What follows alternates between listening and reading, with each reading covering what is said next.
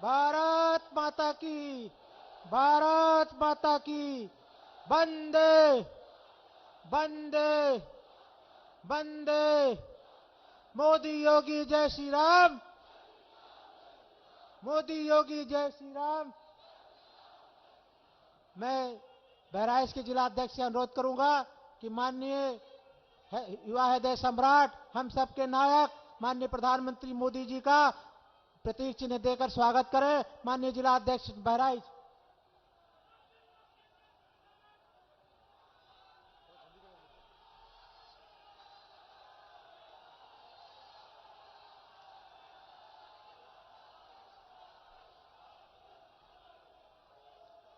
अब मैं अनुरोध करूंगा, बहुत ज्यादा समय न ले, अनुरोध करूंगा विश्व के सबसे बड़े नेता, भारत के यशस्वी प्रधानमंत्री, हम सबके नेता, हम सबके हृदय में वास करने वाले माननीय नरेंद्र भाई मोदी जी आवे और हम सबको अपना आशीर्वचन दे। माननीय मोदी जी।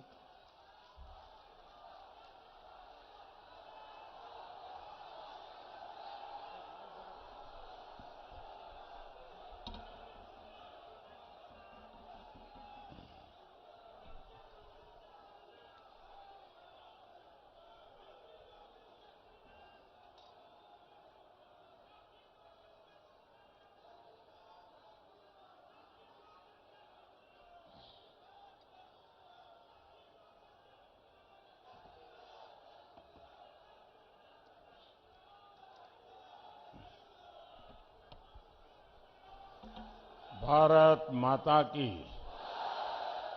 भारत माता की।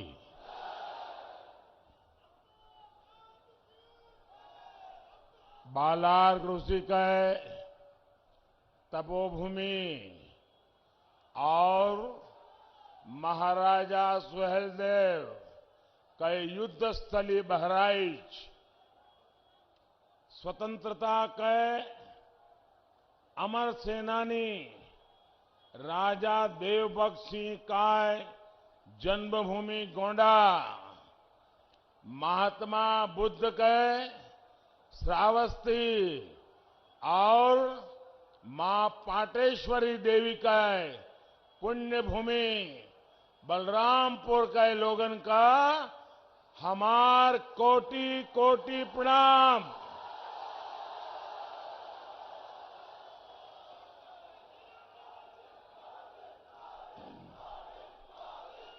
सबसे पहले तो मुझे पहुंचने में विलंब हुआ, इसके लिए मैं आप सबकी क्षमा चाहता हूं कि मैं आज नॉर्थ ईस्ट में मणिपुर में था और मणिपुर से आते थोड़ा समय हो गया, तो इसलिए मैं आपकी क्षमा चाहता हूं। लेकिन ये जो दृश्य मैं देख रहा हूं, कहीं पैर रखने की भी जगह रखी है कि नहीं? और जितने लोग यहां हैं, मैं उधर बाहर देख रहा हूं, पता नहीं उनको सुनाई देता होगा नहीं देता होगा, इतनी बड़ी तादाद में लोग आज यहां दूसरे जिलों से भी एक तो यहां मौजूद है, बाकी लोग वर्चुअली और जिलों में भी इस कार्यक्रम में जुड़े हैं। मैं उन सबको भी यहां से प्रणाम करता हूं। आप जो इतनी बड़ी संख्या में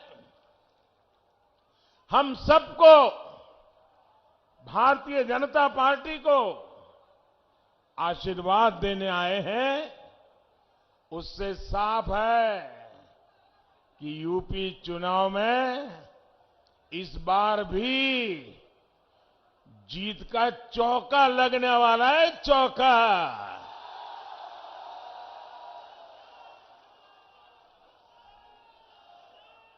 एक बार 2014, दूसरी बार 2017, तीसरी बार 2019 और इस बार चौका।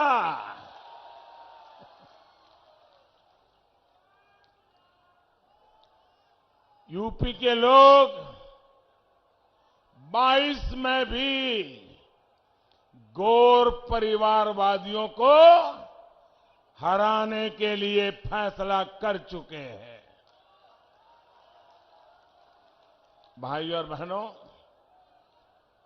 हिंदुस्तान का कोना कोना शौर्य और पराक्रम की गाथाओं से भरा हुआ है। हमारी मिट्टी ही हमारे मिजाज को तय कर देती है। हमारी मिट्टी ही हमारा व्यक्तित्व रच देती है। जिस धरती पर हम हैं, ये धरती ही महाराजा सुहेलदेव के पराक्रम की महक लिए हुए है। पिछले वर्ष मुझे उनके स्मारक के शिलान्यास का भी सौभाग्य मिला। इस स्मारक में उनकी भव्य प्रतिमा भी लगाई जाएगी। साथियों, आप देख रहे हैं इस समय दुनिया में कितनी उथल पुथल मची हुई है। जब चारों तरफ उथल पुथल मची हो, चारों तरफ कल क्या होगा, परसों क्या होगा, गिनतियां चलती हो, ऐसे में भारत को ताकतवर होना चाहिए कि नहीं होना चाहिए? भारत मजबूत होना चाहिए कि नहीं होना चाहिए? आज भारत का ताकतवर होना न सिर्फ भारत के लिए, पूरी मानवता के लिए बहुत जरूरी होता है। आज आपका एक एक वोट भारत को ताकतवर बनाएगा। सुहेलदेव की धरती के लोगों का एक एक वोट देश को मजबूती देगा। आप देखिए, स्कूल में भी कोई ढीला ढाला टीचर हो तो स्टूडेंट को पसंद आता है क्या? जरा जोर से बताइए। ढीला ढाले मास्टर जी हो तो बच्चों को पसंद आता है क्या? बच्चों के परिवारजनों को पसंद आता है क्या? माँ भी चाहते हैं ना कि टीचर मजबूत होना चाहिए। चाहते कि नहीं चाहते? आपके इलाके में दरोगा भी बिल्कुल ढीला ढाला हो तो किसी को पसंद आता है क्या? दरोगा भी मजबूत चाहिए, ऐसा आपको लगता है कि नहीं लगता है? तो भाइयों बहनों, इतना बड़ा देश, इतना बड़ा राज्य, जिम्मेवारी भी मजबूत कंधों पर होनी चाहिए कि नहीं होनी चाहिए? और इसलिए भाइयों बहनों, जब टफ टाइम होता है, जब टफ टाइम होता है तो टफ लीडर होना भी जरूरी होता है। साथियों, हमने तमाम संघर्षों से लोहा लेते हुए आजादी से यहां तक का सफर तय किया है। हर भारतीय का ध्येय एक विकसित समृद्ध भारत है। इस समृद्ध भारत के लिए उत्तर प्रदेश का समृद्ध होना, उत्तर प्रदेश का विकसित होना उतना ही जरूरी है। आज हम सभी आपके सामने इसी महायज्ञ के लिए आपका सहयोग मांगने आए हैं। उत्तर प्रदेश आज विकास के जिस रास्ते पर चल पड़ा है, उसमें डबल इंजन की सरकार उतनी ही जरूरी है। साथियों, मैंने 2014 से लेकर 2017 तक इन गौर परिवारवादियों का, उनका कामकाज, उनका कारोबार, उनके कारनामे बहुत करीब से देखे हैं। दुख होता है जब अपने स्वार्थ के लिए गौर परिवारवादियों की सरकारें जनता के हित को ही स्वाहा कर देती है। 2017 से पहले बस्ती, गोंडा, बहराइच, बलरामपुर के लोगों ने भी बहुत भेदभाव झेला था कि नहीं झेला था? आपके साथ भेदभाव होता था कि नहीं होता था? अब योगी जी की सरकार पिछले 5 सालों से हर वो प्रयास कर रही है जो आपके जीवन में सहूलियत ला सके, जो गरीब को सम्मान दे सके। और निश्चित तौर पर इसमें बहुत बड़ी बाधा थी यूपी की बिगड़ी हुई कानून व्यवस्था। बीते 5 साल में भाजपा सरकार यहां की कानून व्यवस्था को पटरी पर ले आई है।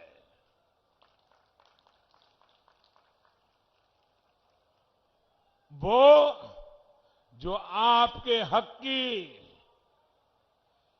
जमीन पर बैठे थे, वो जो आप पर भय बनाकर बैठे थे, वो जिनके डर से आप घरों से निकलने से बचते थे, जिनकी वजह से हमारी बहन बेटियां परेशान थी, वो सब आज काबू में है।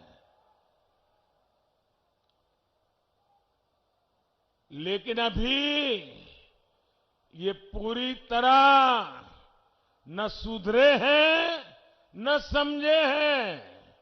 वो मौके की तलाश में है। अभी वो अंतिम सांस ले रहे हैं। अगर दोबारा इनको मौका मिल गया तो उनकी जान में जान आ जाएगी। आने देना है क्या? आने देना है क्या?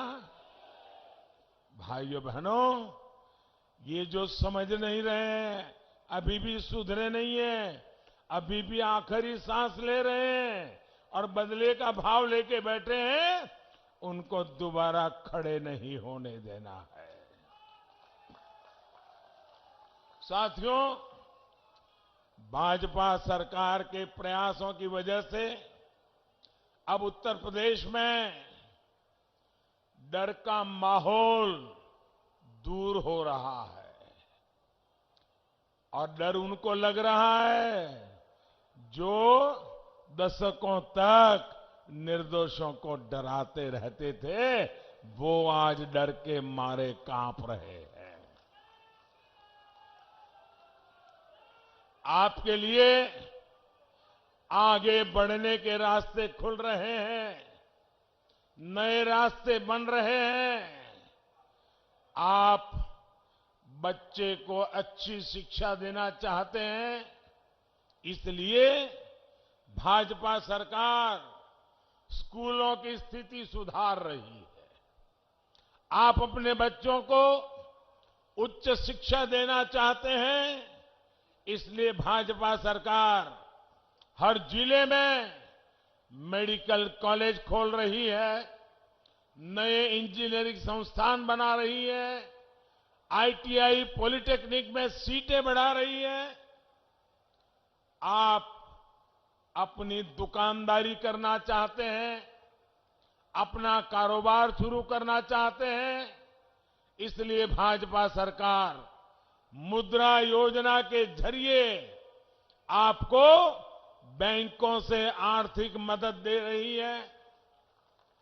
स्टार्टअप योजना के जरिए आपको पैसा दे रही है। आप चाहते हैं कि इलाज पर खर्च कम हो, बेहतर इलाज की सुविधा मिले, इसलिए भाजपा सरकार आयुष्मान योजना के तहत 5 लाख रुपए तक के मुफ्त इलाज की सुविधा दे रही है। गांव देहात में भी हेल्थ और वेलनेस सेंटर बनवा रही है।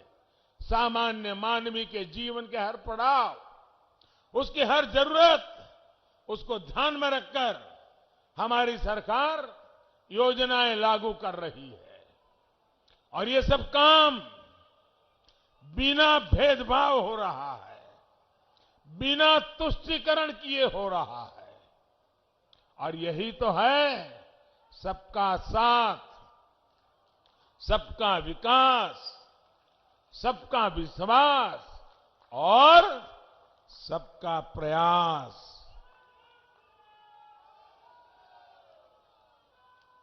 मैं आपको एक उदाहरण देता हूं।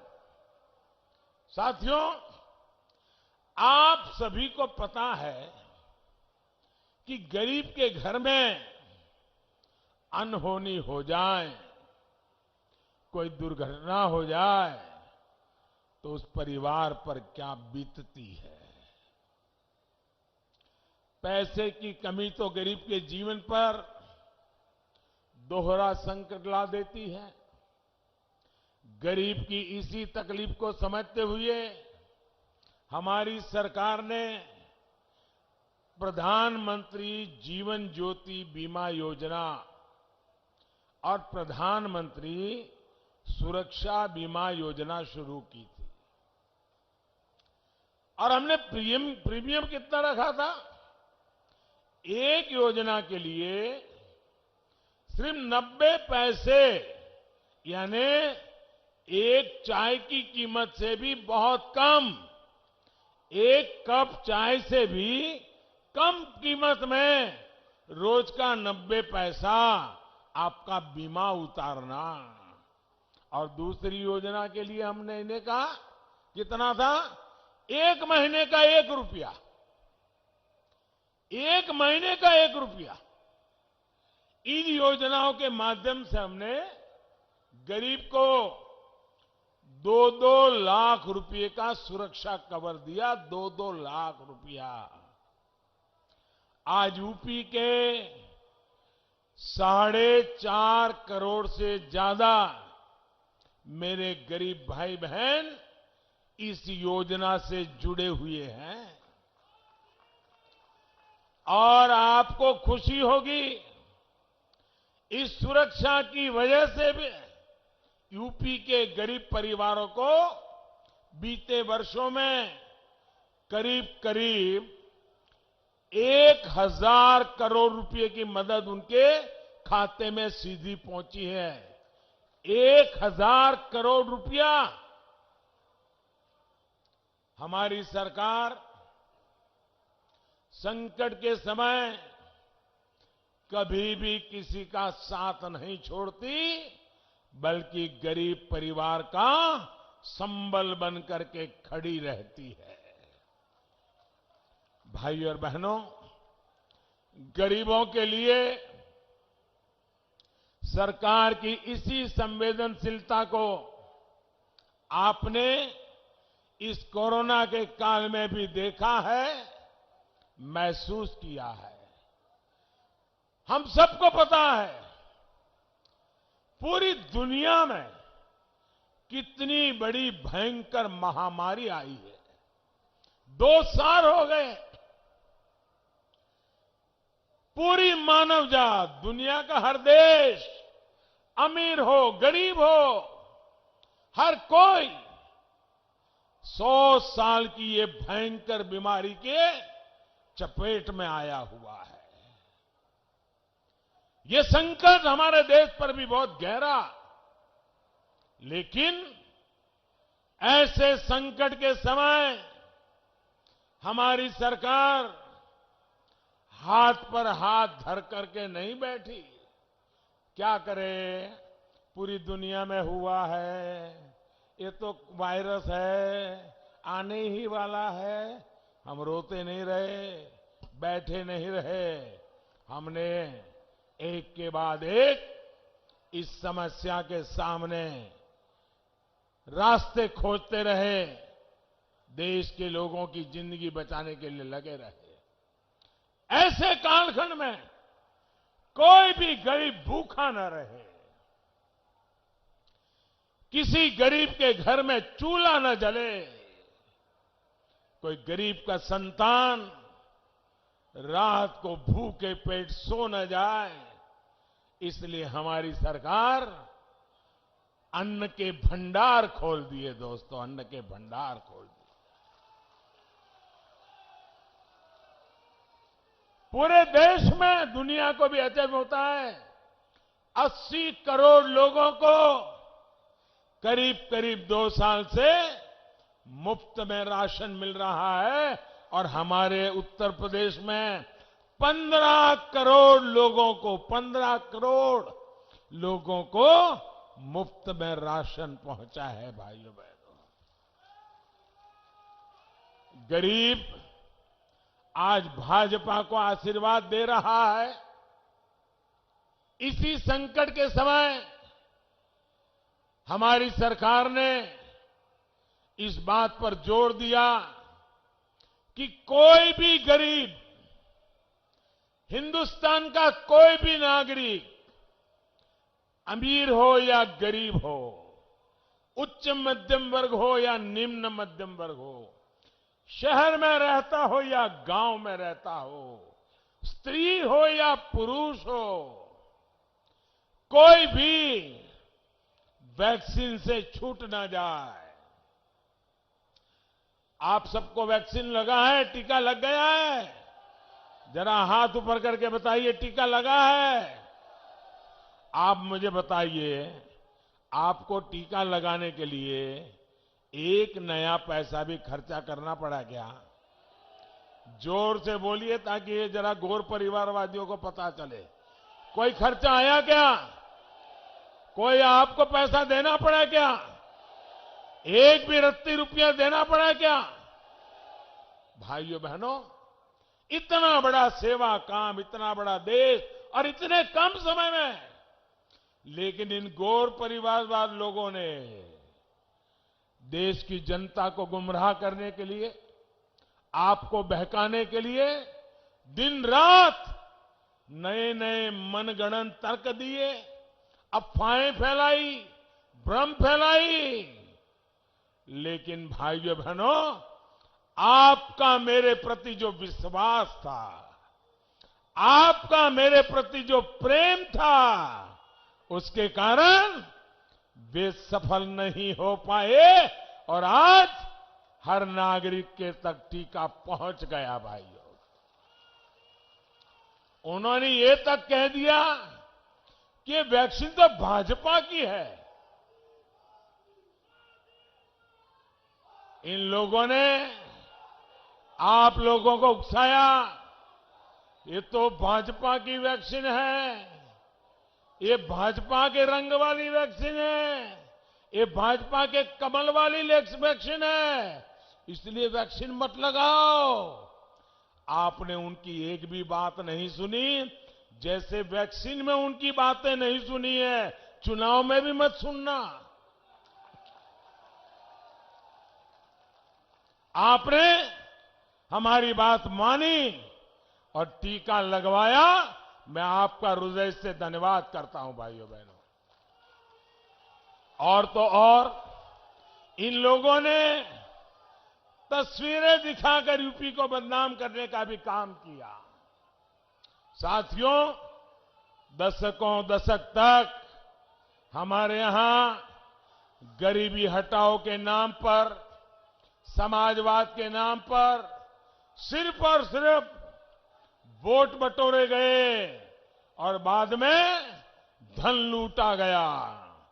लेकिन जो इतने वर्षों तक देश की सत्ता में रहे, यूपी में जिन्होंने हमसे पहले सरकार चलाई, उन्होंने गरीब को गरीबी से लड़ने के लिए न अस्त्र दिए, न शस्त्र दिए, न उनको कोई समर्थन दिया।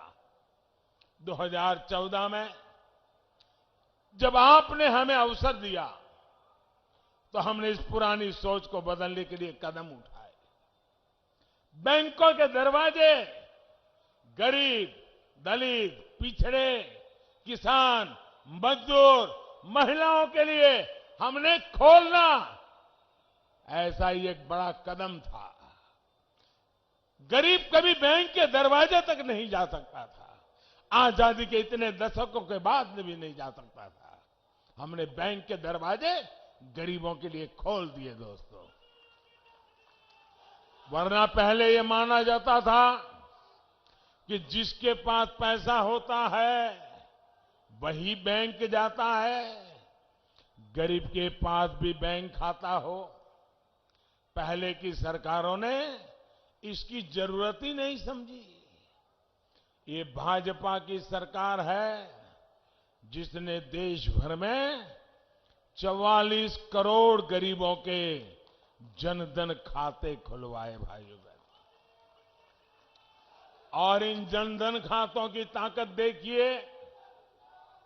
ये मेरा घोर विरोध करने वालों ने आंख बंद करके उस समय जनधन खाते का भी विरोध किया था, उसकी भी मजाक उड़ाई थी। बोले लोगों के पास पैसे नहीं है, खाते खुल करके क्या करेंगे, ये जनधन खाता तो ड्रामा है, ऐसे ही बैंक के कागज खराब कर रहे हैं, ऐसी ऐसी बातें बोली थी। लेकिन जनधन खातों की ताकत देखिए साथियों। बच्चों की पढ़ाई के लिए सरकारी मदद बिना बिचौलिए, बिना कट, सीधे बैंक खाते में पहुंच जाती है। पीएम किसान निधि, कोई बिचौलिया नहीं, सीधा छोटे किसानों के और हर किसान के बैंक खाते में पैसा पहुंच जाता है।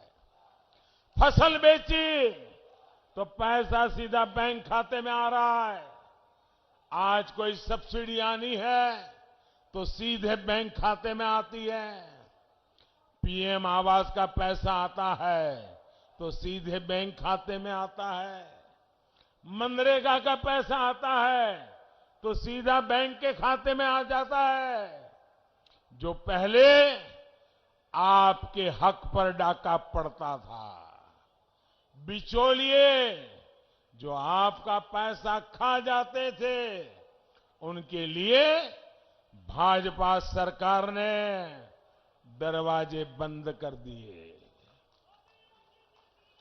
साथियों, जनधन खाते के साथ जब हमने मोबाइल फोन और आधार को जोड़ा तो ये सुरक्षा चक्र और मजबूत हो गया।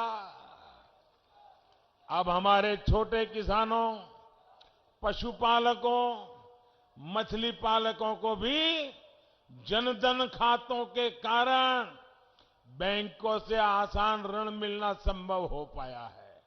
आपको पता होगा, हमारे देश के एक प्रधानमंत्री सार्वजनिक रूप से बोले थे। उन्होंने कहा था कि मैं दिल्ली से 1 रुपया भेजता हूं तो गरीब के घर 15 पैसा पहुंचता है। 1 रुपया भेजता हूं तो सिर्फ 15 पैसा पहुंचता है। तो ये 85 पैसे किसके जेब में जाते थे भाई? ये कौन मार लेता था? ये कौन मार लेता था पैसे? अगर 1 रुपया भेजा है तो 100 पैसे पूरे गरीब के खाते में जाने चाहिए कि नहीं जाने चाहिए? 100 के 100 पैसे गरीब को मिलने चाहिए कि नहीं मिलने चाहिए? अब मैंने ये पक्का कर लिया कि गरीब के खाते में दिल्ली से मैं 1 रुपया भेजूंगा तो बीच में कोई हाथ नहीं लगाएगा, 100 के 100 पैसे पहुंचेंगे।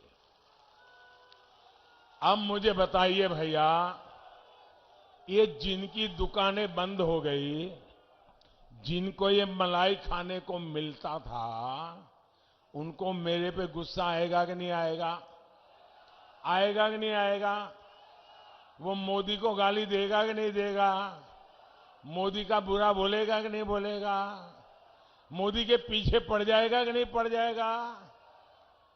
मोदी ने कोई गुनाह नहीं किया, गुनाह यही है कि मलाई खाने वालों की कटकी बंद कर दी है। आप मुझे बताइए, मैंने सही किया कि गलत किया? सही किया कि गलत किया? ये करना चाहिए था कि नहीं करना चाहिए था? अगर मैंने सही किया तो आप मेरे साथ रहोगे, पूरी पूरी ताकत दोगे? आपकी जितनी ताकत मिलेगी उतने ही ताकतवर फैसले मैं करूंगा भाइयों बहनों। अब आप देखिए, हमने स्वनिधि योजना के माध्यम से रेहड़ी पटरी ठेले वालों को भी बैंकों से बिना गारंटी का लोन दिया जा रहा है। इस प्रकार के काम तभी होते हैं जब सही मायने में गरीब को सशक्त करने का इरादा मन में होता है। वरना दशकों से गौर परिवारवादी तो सिर्फ नारों से ही काम चला रहे थे।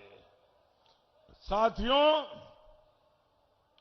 आजकल ये लोग नौकरी को लेकर बड़े बड़े दावे कर रहे हैं। इनकी सच्चाई भी मैं आज आपको बताना चाहता हूं। यहां योगी जी ने 5 साल में करीब 5 लाख युवाओं को सरकारी नौकरी दी, जबकि योगी जी के आने से पहले 10 साल तक जो सरकारें चली, उन्होंने 10 साल में सिर्फ 2 लाख लोगों को ही काम दिया था, नौकरी दी थी भाइयों। 10 साल में 2 लाख और 5 साल में 10 लाख, 5 साल में 5 लाख लोगों को नौकरी दी भैया, भाइयों बहनों। और तब कारोबार क्या था? किसी की सिफारिश लगानी पड़ती थी, किसी नेताजी का कुर्ता पकड़ के चलना पड़ता था, गरीब मां को अपनी जमीन गिरवी रख करके करप्शन के पैसे देने पड़ते थे, तब जाकर के मुश्किल से बेटे का इंटरव्यू निकालता था।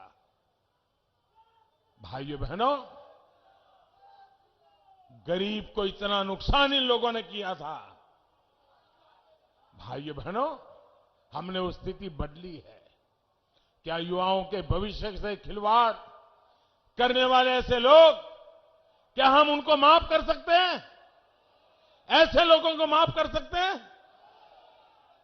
ग्रुप सी और ग्रुप डी की भर्तियों में हमने इंटरव्यू समाप्त करने का भी बहुत बड़ा निर्णय कर लिया और उसका लाभ भी ये सब कटकी कंपनी को दरवाजे दिखा दिए। भाइयों बहनों, दरवाजे दिखाइए और गरीब को अर्जी करने पर योग्यता के आधार पर घर पे ऑर्डर आ जाता है। भाइयों साथियों, आज ये परिवारवादी लोग किसानों की भी बातें करने लग गए हैं।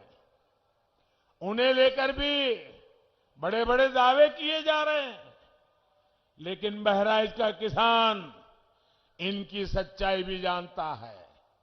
ये वो लोग हैं जिन्होंने उत्तर प्रदेश में दर्जनों चीनी मिलें बंद करवा दी। करवा दी कि नहीं करवा दी? चीनी मिलों को ताले लगवाए कि नहीं लगवाए? ये वो लोग हैं जिन्होंने यूरिया और खाद के लिए किसानों पर डंडे चलवाए। ये वो लोग हैं जो किसान को गन्ने की पर्ची के लिए तरसा देते थे। पिछली सरकार के समय बहराइच के 75,000 किसानों को ही सरकारी खरीद का लाभ मिल पाया था, जबकि हमारी सरकार ने सिर्फ बहराइच में गेहूं और धान के करीब 2 लाख किसानों से सरकारी खरीद की। यूपी के किसानों को छुट्टा जानवरों से हो रही दिक्कतों को हम गंभीरता से ले रहे हैं।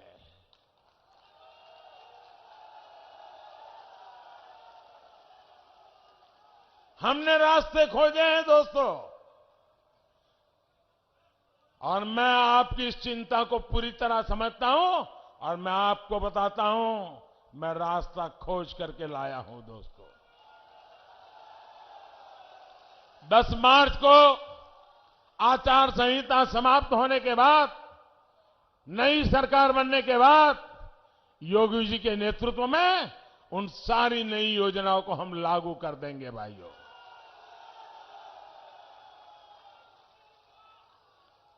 इन लोगों का काम करने का तरीका क्या रहा है, इसका उदाहरण सरयू नहर राष्ट्रीय परियोजना भी है। इनकी लापरवाही की वजह से ये योजना 4 दशक से भी पूरी नहीं हो पाई। 40 साल बीत गए भाइयों। ऐसे लोगों की क्या जरूरत है? अरे आपके घर में काम करने वाला व्यक्ति अगर 2 घंटे तक काम करना पूरा है और 2 दिन तक नहीं करता है, तो उसको रखते हैं क्या? आप रखते हैं क्या? उसको कहते हैं बाबा जाओ, तुम नहीं कर सकते हो, कहते नहीं। ऐसे लोगों को सरकार में वापस लाओगे क्या? लाओगे क्या? 40 साल तक जो आपके लिए जीवन मरण का सवाल है, ऐसा पानी का काम लटकाए रखा। और देखिए बर्बाद कैसा किया रुपयों को। जब ये योजना का प्रारंभ हुआ था, तब खर्चा होने वाला था 100 करोड़। 100 करोड़ में शानदार काम हो जाता, लेकिन 40 साल लटके रखा। जो आए उन्होंने कटकी की, हर किसी ने अपनी मलाई खाने का रास्ता खोजा, और जाते जाते 100 करोड़ का काम 10,000 करोड़ रुपए तक पहुंचा। 10,000 करोड़ ये पैसे आपके थे जो बर्बाद कर दिए इन लोगों ने। आपकी कमाई के पैसे थे, इन्होंने बर्बाद किए हैं। इस योजना से बहराइच और गोरखपुर के बीच 9 जिलों के 30 लाख किसानों को सीधा फायदा होने वाला था। 30 लाख किसानों का इन्होंने गला घोंट दिया भाइयों। लेकिन बरसों के इंतजार के बाद आपको ये लाभ अब मिला है, हमारी सरकार के प्रयासों से मिला है। साथियों, बहराइच की ये धरती हमेशा से आक्रमणकारियों के मंसूबों को ध्वस्त करती रही है। देश के खिलाफ जाने वालों को यहां की मिट्टी माफ नहीं करती है। लेकिन इसी मिट्टी ने देखा है कि कैसे इन परिवारवादियों ने आतंकी हमला करने वालों पर अपना प्यार उड़ेला। जिन लोगों पर यूपी में एक नहीं कई बम धमाकों का आरोप था, ये लोग उन आतंकवादियों को जेल से रिहा करने पर पक्का निर्णय करके बैठे थे, साजिश कर रहे थे। ये उन पर मुकदमा नहीं चलाना चाहते थे। समाजवादी सरकार आतंकी संगठनों पर प्रतिबंध लगाने के तक खिलाफ थी। इसलिए मैं कहता हूं, जो लोग देश की नहीं सोच सकते, देश की सुरक्षा को ताक पर रखते हैं, वो यूपी का कभी भला नहीं कर सकते। भाइयों बहनों, आप मुझे बताइए, और जरा बहराइच से आवाज ऐसी निकलनी चाहिए कि इन गौर परिवारवादियों की नींद उड़ जाए। जवाब देंगे? आप मुझे बताइए, जो बम धमाके करके निर्दोष लोगों को मौत के घाट उतार दें, ऐसे आतंकवादियों को सजा होनी चाहिए कि नहीं होनी चाहिए? कड़ी सी कड़ी सजा होनी चाहिए कि नहीं होनी चाहिए? अगर फांसी का हुक्म होता है तो होना चाहिए कि नहीं होना चाहिए? अगर आतंकवादियों को फांसी होती है तो निर्दोष नागरिकों को उसका स्वागत करना चाहिए कि नहीं करना चाहिए? न्यायपालिका में विश्वास करना चाहिए कि नहीं करना चाहिए? आतंकवादियों के खिलाफ आवाज उठानी चाहिए कि नहीं होना चाहिए? अभी 2 दिन पहले अहमदाबाद के न्यायालय ने अनेक लोगों को फांसी की सजा सुनाई, जो आतंकवादी घटनाएं करके, बम धमाके करके निर्दोषों को मार दिया था। मुझे बताइए, ये न्यायालय ने सही काम किया कि नहीं किया? ऐसा काम होना चाहिए था कि नहीं होना चाहिए था? हमें न्यायालय का सम्मान करना चाहिए कि नहीं करना चाहिए? न्यायपालिका का सम्मान करना चाहिए कि नहीं करना चाहिए? लेकिन ये चुप बैठे हैं, चुप बैठे हैं, क्योंकि उनको मालूम है अब सारा खेल जनता के सामने खुल चुका है। कौन किसकी मदद कर रहा था, ये अब उत्तर प्रदेश का बच्चा बच्चा जान गया है भाइयों।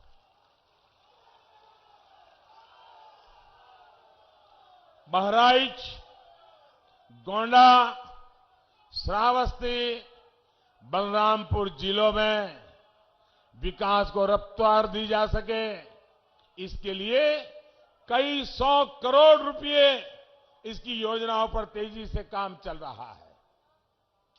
बहराइच गोंडा रेल मार्ग पर इलेक्ट्रिक ट्रेन की शुरुआत का रास्ता खुल गया है। यहां नए पुल बनाना हो या फिर कनेक्टिविटी के काम, हमारी हर कोशिश उत्तर प्रदेश के विकास के लिए है। 10 मार्च के बाद हमारी सरकार ऐसे कार्यों के लिए, आपकी सेवा के लिए नई ऊर्जा के साथ जुटेगी। लेकिन भाई और बहनों, आपको ये और बात गांठ बांध लेनी है, माफियावादियों को मौका मिला तो ये लोग गांव गरीब की योजनाओं को बंद कर देंगे, बदले की भावना से बंद करेंगे। जिसको मौका पड़ेगा वो बदला लेने की ताक में है। क्या बदला लेने देंगे? बदला लेने देंगे? जो बदला लेना चाहते हैं उनको आने देंगे? ये बदला वालों को अवसर देंगे? भाइयों बहनों, कमीशन, क्राइम, कब्जेदारी, यही लोग फिर से मैदान में उतर आएंगे। इसलिए आपको ज्यादा से ज्यादा संख्या में भाजपा को वोट देना है। कमल के निशान पे बटन दबाना है। एक वोट भी छूटना नहीं चाहिए। आप मुझे बताइए, आज मैं हेलीकॉप्टर से देख रहा था, इतनी जबरदस्त भीड़, इतनी जबरदस्त भीड़, इतनी बड़ी तादाद में आप लोग आए हैं। आप थक गए होंगे। अब मन करता होगा मोदी जी आ गए, योगी जी आ गए, सभा शानदार हो गई, चलो अब सो जाते हैं। सो जाएंगे? नहीं सो जाएंगे ना, घर घर जाएंगे। ऐसे नहीं, जवाब पूरी ताकत से दो। घर घर जाएंगे, मतदाताओं को मिलेंगे, मेरी बात पहुंचाएंगे, मेरे प्रणाम उनको कहेंगे। मोदी जी आए थे, आपको नमस्ते बोला है, बता देंगे और बताएंगे मोदी जी ने आपसे कुछ मांगा है। आप उनको बताएंगे मोदी जी ने कहा है वोट डालना है, बताएंगे। कमल पे वोट डालने के लिए कहेंगे। ज्यादा से ज्यादा वोटिंग करवाएंगे। हर पोलिंग बूथ आगे निकल जाएगा। पहले से ज्यादा वोट करवाएंगे। पक्का? मैं आप पे भरोसा करूं? अरे मुझे विश्वास है दोस्तों, आपने जो सभा आज करके दिखाई है, आप इन सबको जिता करके लाएंगे, ये मुझे पूरा भरोसा है भाइयों। मेरे साथ बोलिए, भारत माता की। दोनों मुट्ठी बंद करके पूरी ताकत से बोलिए, भारत माता की, भारत माता की। सभी उम्मीदवारों से मेरी प्रार्थना है, आगे आ जाए। योगी जी भी आगे आ जाए।